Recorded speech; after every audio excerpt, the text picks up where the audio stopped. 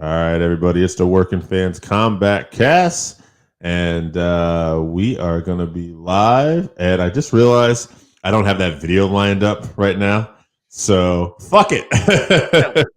We're going to do it like this for a minute, and then I'll get it ready in a second here.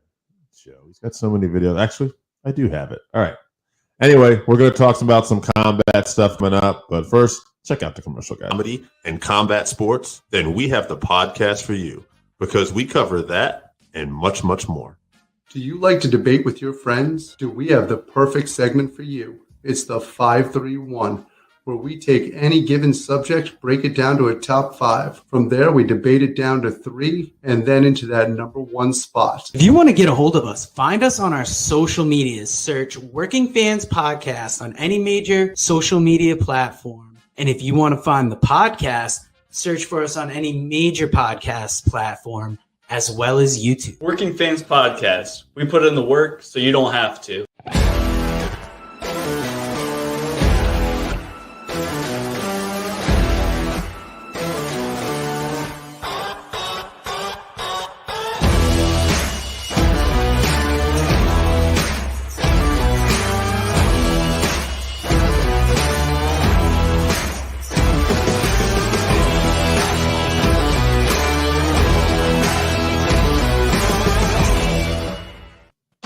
All right, everybody, it's the Working Fans CombatCast, like I said, and we are going to be previewing UFC 273 today, talk a little Bellator, but first, Chevy, tell them what's coming up.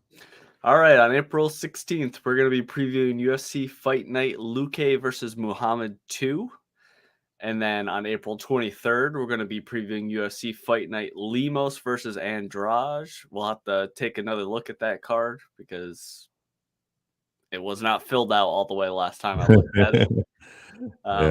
And at the end of the month, on the 30th, we're going to be previewing UFC Fight Night Font versus Vera. That's going to be a fun one. Oh, yeah, absolutely.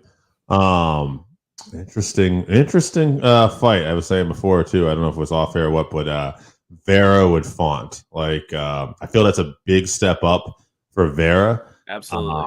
Skill-wise, obviously, he's been O'Malley's got that buzz, and we saw how he did there. He did excellent. But this is a guy, Font, who's been in main events on fight nights, and he can go. And he's one of those guys I feel like it's always improving, too. So, interesting main event there. Absolutely. So, we were talking before we get started. There's a Bellator coming up next week as we're recording this now on Friday. It'll be April 15th. April 15th. What were some of the key matchups we were looking at for that? So on the fight card, the main event is going to be AJ Mckee versus Pitbull 2 for the featherweight title. Mckee is 18-0 after choking out Pitbull last summer. All his pro fights, I didn't know this before, but all of his pro fights have been in Bellator, which is you know how Bellator is, where they have 0-0 guys fighting, right? Maybe not the main card, but not outside the realm of possibility that they'd be on a main card. I think we've seen some of AJ McKee's earlier fights too. Yeah, for sure. Pitbull, obviously, he's an all-time great. He was on a 7-fight win streak before that loss to Mckee, including a TKO win over Chandler. So, he's no joke. So that should be a great fight. I think Mckee is definitely, the future. His time may be now, but I could still see Patricky getting the win over Mckee.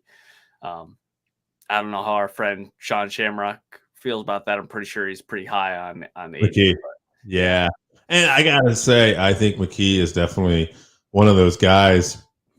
He also seems very happy in Bellator, but he's a guy that I'm curious to see how he will do in other promotions like UFC. He's such a stud, so athletic, just a great all-around fighter. It's hard to go against him right now, undefeated. But Patricky, he's one of those Bellator guys that he's so good. Him and his brother, Yeah, I don't know. I could see them being. I could see it's an interesting matchup, but I think the smart money's on Mckee. Yeah, also on that card, the co-main event is Nemkoff versus Corey Anderson for the light heavyweight title. So, I mean, Corey's looked great his last few fights. Nemkoff is a badass, though. So I think that's a pick'em fight. I think both guys are pretty evenly matched. I'd like to see Corey get the belt, after all he's had to deal with in the UFC, his lack of respect and all that. He has definitely become a more exciting fighter in his last few fights too, and it's worked out great for him. So yeah, I think I like Corey. I always thought Corey showed shades of like being one of the best in the world at times. Like his consistency was, but he started off like in the UFC basically after 3 or 4 fights. Mm-hmm. It was crazy. Like he won the Ultimate Fighter, and then he had a couple fights where, I think he just wasn't quite ready, but he just kept working on his game, improvement, and he got some exciting performances. And his contract came up, and he had the opportunity to go to Bellator, and he's just made the most of it.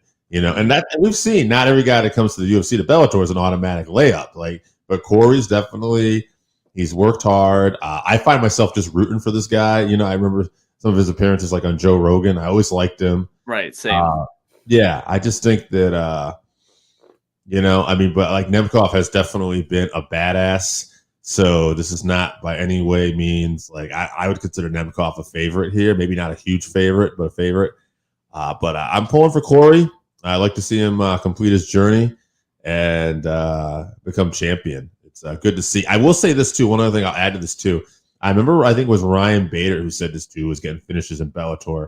He said because of the pay structure being different, knowing that like he's making X amount of dollars ahead, he felt like he could be a little more cautious. Meaning, like he wasn't just like, God, I need to be careful because if I don't win, I'm not going to get X amount of money. You're going to get half your money, Yeah. So that might be the case with Corey. I'll just answer a few of these from Randy here. I think UFC and Bellator need to have a big weekend like wrestling does. UFC does. I would say International Fight Week in July. Right. The last couple of years with COVID and everything may not feel the same, but I think, this year we'll see. But I think that's their big weekend is International Fight Week. Bellator, to jump ahead, he had mentioned that he'd like to see more UFC go over to Bellator, or I hope some more come over from UFC. But yeah, and I think if that happens, you might see Bellator have those big weekends and stuff. Bellator's got some great talent, but maybe not, consistently enough to pull one of those giant weekends over like an International Fight Week. But yeah, it's good for the sport if more crossover happens, and UFC definitely has so much right now. Like it wouldn't hurt to see Bellator get some of it and have them be like a solid number 2. Sure. Also on the fight card is going to be Aaron Pico, MMA prodigy. He's fighting Jeremy Kennedy, who's 17-3. So I think Pico is 9-3. I believe he's 9-3. So Pico was those guys, that like everybody said was going to be the greatest thing, and he's been good, but he's got caught a few times here and there.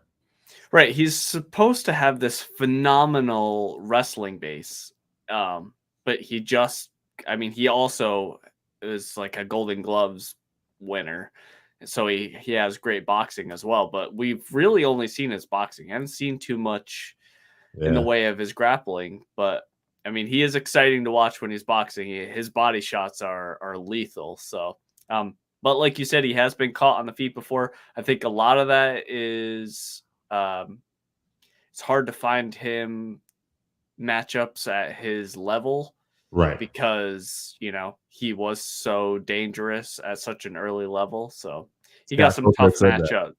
Yeah, a lot of guys that were on his level technically in terms of record didn't want that fight, right? So he was fighting guys with like 15, 17 fights in his first fight, right? And with decent records, I think they were like 15-2 or something like that. It wasn't like that he was fighting these guys that were like 9-8 or, what I mean? So it's interesting. And even in those fights that he lost to, where he was fighting more, like he had moments where he was like, usually in control for a little bit. Yeah. Right. If he, had a little bit more experience, a little higher fight IQ in those moments, maybe he could have protected himself. I think he just got a little too aggressive and he ended up getting clipped by an experienced opponent. So, and hats off to Bellator for not just bailing on this guy too. Obviously, they realized what a prospect he could be, and they've got behind him, tried to get him the best matchups they could, and he's showing something. This is a good test for him this weekend, though, or the Friday. Yeah, for sure.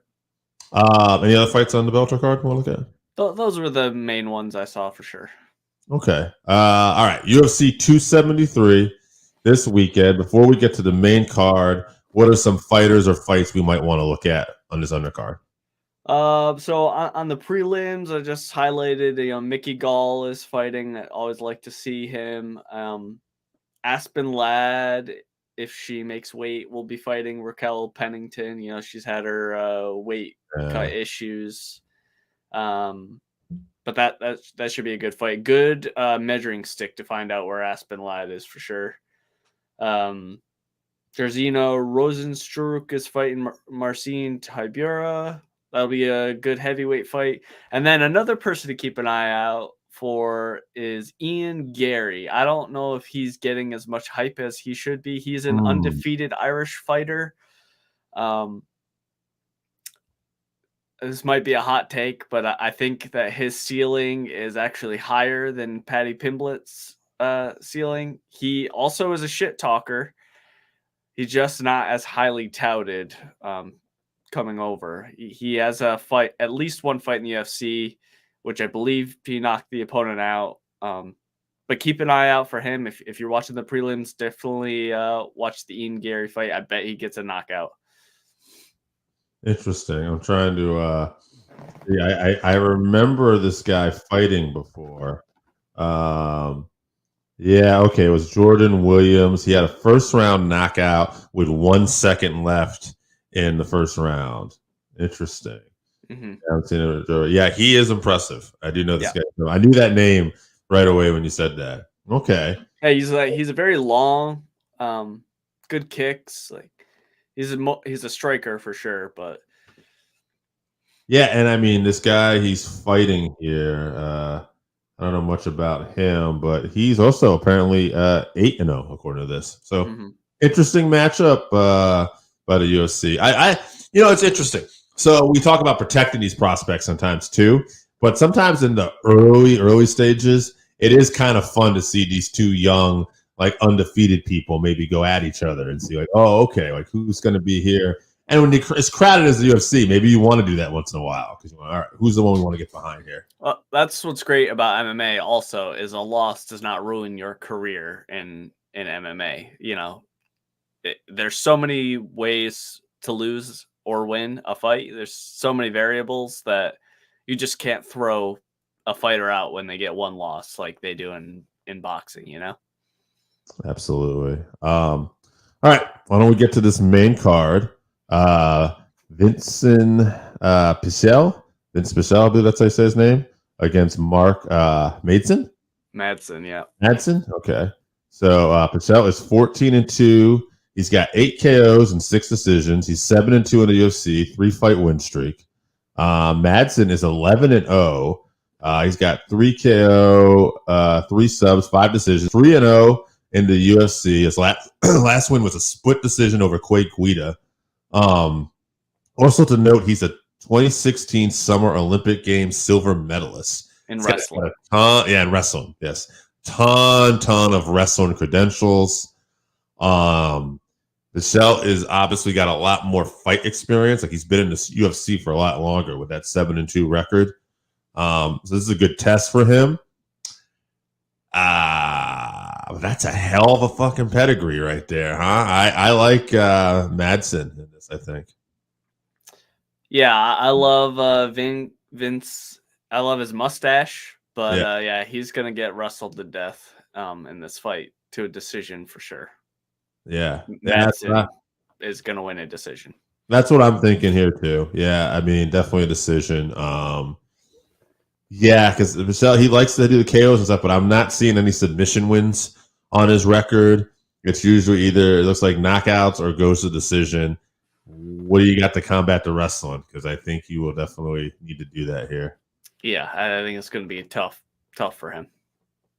After that, we got one of our favorites, Mackenzie Dern versus Tisha Torres. Dern is 11-2, 6-2 UFC. She's basically a submission ace. That's something we should really talk about. Torres is 13-5, 3-fight win streak in the UFC, 9-fight UFC in UFC overall, but she's fought the best of the best. And one thing about Torres, I don't remember the last time she's been finished. Like usually, even these fights she loses to these top tier fighters, she usually goes the distance. She has a way of like always kind of going the distance. I like Dern. She's constantly improving, but I don't know. This is a tough test for her. I feel like I'm leaning towards Torres' decision here. So you mentioned Mackenzie's world-class jiu-jitsu, but she doesn't often show it. She's kind of become obsessed with her striking in her fights, which is not, super high level. Right. But she's tough and she guts it out and all that. But I don't think that on the feet she's going to be able to handle Tisha Torres. The thing is Torres is a great wrestler, so it's hard to tell. I think it really depends on where the fight ends up. If Tisha is feeling herself and she takes Mackenzie down, hopefully Mackenzie's instincts kick in. She remembers that she's so great at BJJ. I think that would be bad news for Tisha. If it ends up being just a striking match, I think she's more technical for sure, and she would get a decision win based on stand-up. But I think overall, pretty great matchmaking. I think we're going to either see a submission for Mackenzie, or you're going to see a Tisha Torres decision if it stays on the feet. Couldn't say it better myself. I was just going to say, a lot of times we hear punchers chants. Dern has submissions chance. Like she always has the possibility to submit you. She's always in that hunt. Mm-hmm. And then we got Bantamweight championship contest. Aljamain Sterling versus. Oh no, we're skipping a fight. Oh, skipping okay. A big fight. Well, Gilbert Burns. Okay, so all right. So on the actual matchmaking list I have here, it actually says Burns and Chimaev are co-main event. So I guess that would make sense. It shouldn't be, only because the other one is a title. So yeah, so that's probably right. Let's prove Hazmat and Burns real quick. All right. Yeah. Hazmat is 10-0. He's had performance of the night like 4 times. He's had a record for fastest consecutive wins in modern UFC history, 10 days. Quickest 3-fight win streak in modern UFC history. He was also knockout of the night once for Brave Combat Federation, a promotion he fought in earlier. Burns is 20-4. He's had performance of the night 4 times, which means both of these guys are excited. They like to bring it. Here's the big story. Hazmat is like an incredible prospect. All the word on him is he's dominating everybody in the gym. We haven't seen anybody come close to touching him. He's fought at welterweight or middleweight. He's knocked out middleweights. And now he's fighting Gilbert Burns, who just keeps improving. He fought Usman for the title. He knocked Usman on his ass a couple times. Right, yeah, he rocked him. Yes, before getting caught and getting knocked out. And that's when Usman was really improving on his striking. And oh, by the way, Usman is the best in the world right now at welterweight, despite what this fight's going to be. We don't know. But right now, Usman is the best in the world. So this is a great, huge test for Chimaev. You really don't know what's actually going to happen because Chimaev has not fought anybody like this. So we can hear all that talk, but it still has to go to the octagon. We have to see what actually happens. That being said, I'm believing the hype on this one, and I'm going to go with Chimaev, and I'm going to go – God, I hate to say that that he's going to fucking knock him out in the first round, but I'm not going to be shocked either way. He's been so dominant. I'm going to say Burns survives, and we're going to go to round 2. I'll say Chimaev gets a round 2 TKO, probably ground and pound. So you mentioned that Chimaev has done great against his sparring partners in Sweden, where he trains. So his sparring partners are Alexander Gustafsson, former light heavyweight, now heavyweight, and Ilir Latifi, who is just a block of muscle who fights at heavyweight. And they say that Chimaev doesn't lose a round against these guys. Right. Gilbert Burns used to fight at 155. I think that's going to be the big difference, because I think skills-wise, Gilbert has, all the skills. He's world class. I think he's just going to be too small, and Hazmat's just going to go in there and bully him quickly like he does with everyone else. If Usman can knock Burns out with he basically knocked him out with a jab. If he can knock him out with a jab, I can't see how Hazmat's not going to clip him early and knock him out. So that's what I'm going to go with. Like you said, until I see otherwise, I'm kind of on the hype train for Hazmat. So I'm thinking early knockout. Yeah. But I would love if Burns stopped the hype train, because that would also be a great story, because he's such a nice guy. Yeah. He's fantastic. Like, I'm looking right now here. He choked out a guy, John Phillips. Let's get his UFC debut in round 2. There was a fight before that went to round 2, and his first fight went to round 2. Other than that, he's never been to round 3. So, yeah, man. Maybe he'll decide he only wants to grapple with Burns to prove a point or something. Then it'll go past the first round. That'll be interesting because of how good Burns is, with jiu-jitsu and stuff too. I still think he's in trouble. Yeah, I do too. But just because Hazmat's going to be so much stronger than him, I think it's going to be tough. Yeah, I mean, you're looking at a guy who might be a future double champ.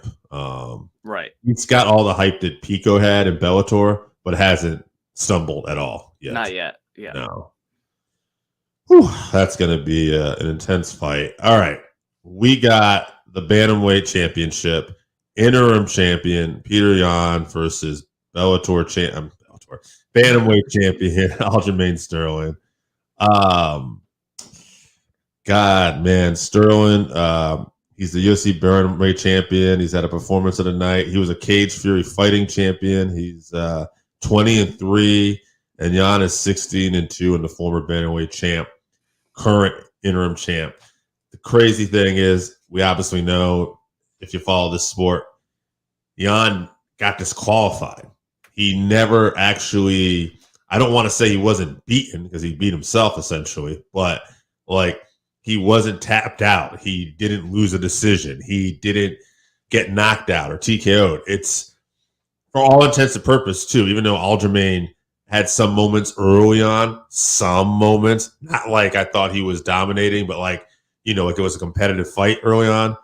Yan started to really turn the tide with that constant pressure, which he's done in every big test that he's had so far. He keeps just constantly putting pressure, and even the best guys we've seen keep folding to that pressure. He kind of reminds me of an MMA Undertaker. He just keeps coming forward. You can't stop him. That being said, not to discredit Aljamain. Aljamain is a guy who had losses in his career. He makes improvements, he makes adjustments, and he gets better. I'm sure, especially he's had time, he's done nothing but look at stuff that he went wrong, and this is going to be a completely different fight this time. I'll go with Yan, because until I see differently, no one's been able to really touch him up.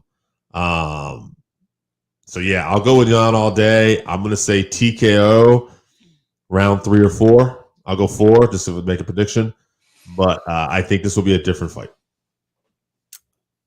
Aljo, physically, he looks phenomenal. Looks like he's in the best shape I've ever seen him in. So I think you're right. He has definitely been preparing for this, looking at his weaknesses, trying to get that cardio perfect. It's hard to fight going backwards.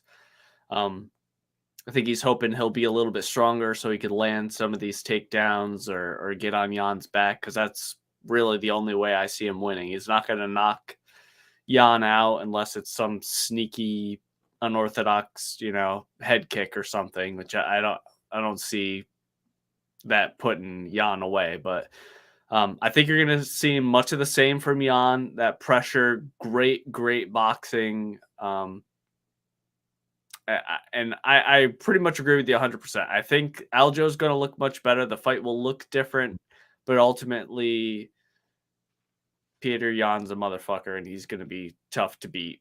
So interesting notes on this fight too. I didn't say, but this Aljo hasn't fought since he won the title from by disqualification. That was March 6th of last year. He's had a little over a year, and he had neck surgery too. He did it right. He hasn't fought since he had neck surgery, which is a huge deal. Right. So that plays a part in things. So yeah, he can be studying stuff too. How's he physically going to be? Jan, I want to say, did he have 2 fights since then, or just the Sandhagen fight? Didn't he? I think just the Sandhagen fight. Okay. So yeah. So Jan, I don't know. They're going to be fresh. It's just going to be interesting to see how Aljo holds up with his neck. I think if his neck and everything, and he feels fine, he looks physically fit. He's obviously been training in the gym. I won't be shocked if Aljo pulls this off. Let's put it that way. But I wouldn't bet money on him. If I was going to bet, it's going to be bet on Jan. Yeah, I agree. Yeah, I would actually be happy if Aljo win. I'm a big Aljo fan. I think he's a lot of fun. His fighting style is unorthodox and fun to watch. He's like the human backpack or whatever. But yeah. I just think Jan's going to be too much for him again, unfortunately. I agree. I think there's a very short list of bantamweights that have a chance of beating Jan. Yeah, he's so dominant that I like him enough, but I just want to see somebody kind of pull it off. All right, main event. Alexander Volkanovski. He's going to be defending his featherweight title. He's 23-1. He's the featherweight champ. He had a boxing record too of 1-0. I found out looking at this stuff. He has been in the fight of the night twice. He was a former Australian fighting championship. Defended that twice. He's the best in the world. I know we can argue that. Max Holloway, by a lot of people's opinions, want to fight with him at least one of those fights, maybe both of those fights, but they were competitive fights, and he got the nod. So, and he looked great in his last fight with Ortega, who's always improving. Korean Zombie, 17-6, but this guy's fought the best. I mean, submission of the night twice, knockout of the night once, fight of the night 2 times, performance of the night 3 times. He was the first fighter in UFC history to finish with a twister. Yeah. WEC fight of the night 1 time. This guy goes back to the WEC. He's always a guy I feel like that's improving too. I haven't felt like he's really slowed down yet. He's had some fights he's lost, but I feel like he makes adjustments. Much like what I'm saying with Sterling, even though these two have fought, like I expect Zombie to be the best version of himself. I think he's in this fight more than probably people think. He's, had Henry Cejudo in his camp. And if you look at the difference with Cejudo brings to the table, he was working with Wei Zhang against, oh God, why am I breaking out Chevy? What's her name? Rose Namajunas. Rose, yep. Yeah. And it was a much different fight that second time, and she did look strong in the grappling department. It's still a lot of time to cover, but I think Zombie definitely has a fighting chance. I would not be shocked. He would have to probably knock him out, I think. Or submission, but he's gonna have to catch him. I think if this goes the distance, we're looking at Volkanovski probably piecing him up, leg kicks. He's a great boxer himself. He's just great all around. Actually, I will say this too. Max is like an unbelievable boxer, and he's good all around. But Volkanovski might be the best all around. Like he's really complete, I feel like, when it comes to wrestling, boxing, submission. I think his fight IQ is he just knows what he should be doing, like what holes he needs to go for, Yes. That's what sets him apart. which Max is such. But I think the difference with him and Max, and I think why me and you both think Max is better, is Max is pretty good at all that stuff too. But then on next, unbelievable, like the best boxer in MMA, I think might be Max Holloway. So it could be said. He has looked great. Yeah. But anyway, this is about Volkanovski and Zombie. I'm going to go Volkanovski. I'll say he puts the pressure on, and eventually Zombie will fade, but not till late. I'll go round 4. TKO. Before I get my prediction, you reminded me of something. So Peter Yan couldn't get his corner over from Russia. Ooh. Because the war. And he has Cejudo and Sean O'Malley in his corner, apparently. Fascinating. I assume this is like to show that he can win the belt without a real corner. Yeah. I think he said like he doesn't want to hear any advice from either one of them. He just wants water and ice and shut up and let him do his job. Okay. But I just thought that was funny. I don't even know if that's real. Yes. Producer Joe's gonna be mad that I just came out with that, and so not 100% sure, but I did read that somewhere. So it'll be funny if he comes out with them. You do the work, so we don't have to for a change. Yeah, right. Anyway, back to the featherweight title. I agree with you. Like I said, I think Volkanovski has the best fight IQ in the division. As far as making adjustments in a fight, he just finds a way to win because he makes the right adjustments. He puts the fight where he has the best opportunity to win. So if it's going to be at close range where he's going to throw all these powerful hooks, then he's going to do that. If it's at distance where he's going to throw lots of leg kicks, then he's going to do that. If it's wrestling to nullify your stand-up, he's going to do that. So I think he found a good dance partner in Korean Zombie, who is also very well-rounded, like you said, very determined. I think this is going to be a great war. This could be, one of the, fight of the night, I would imagine for sure. And this could be an all-time great fight, which Volkanovski seems to be having them left and right. So yeah. I agree with you, though. I do think that Volkanovski is going to find a way to win this fight. I'm not sure how, because the fight could go anywhere with these two. I'm going to say it's a decision just because Korean Zombie is so tough. That is why he is called Korean Zombie. So I don't see him getting finished. I'm going to say decision for Volkanovski. If me and Chevy have our way, we're going to be wrong on a lot of these fights. Yeah. Like, we want Dern to win. We want Sterling to win. And I would be happy with Gilbert to win, yeah. Oh, Gilbert too. Yeah, I'll be happy. Like if we're, I won't say if we're 1-4 because I don't know much about Mark Madsen, but he seems like a prospect, so I'm rooting for him. So, but I don't know. Actually, Purcell's kind of cool too, so I won't be mad. It's a great mustache. Keep an eye out for that mustache. 5, I'm fine with it. Yeah. I hope we get killed. All right, what do we tell people what's coming up? All right, so next week, April 16th, we're going to be previewing UFC Fight Night Luque versus Muhammad 2. Then the week after, April 23rd, we're going to be previewing UFC Fight Night Lemos versus Andrade. And at the end of the month, April 30th, UFC Fight Night Font versus Vera. All right. Well, guys, I'm excited about this card this weekend. At least I can say that.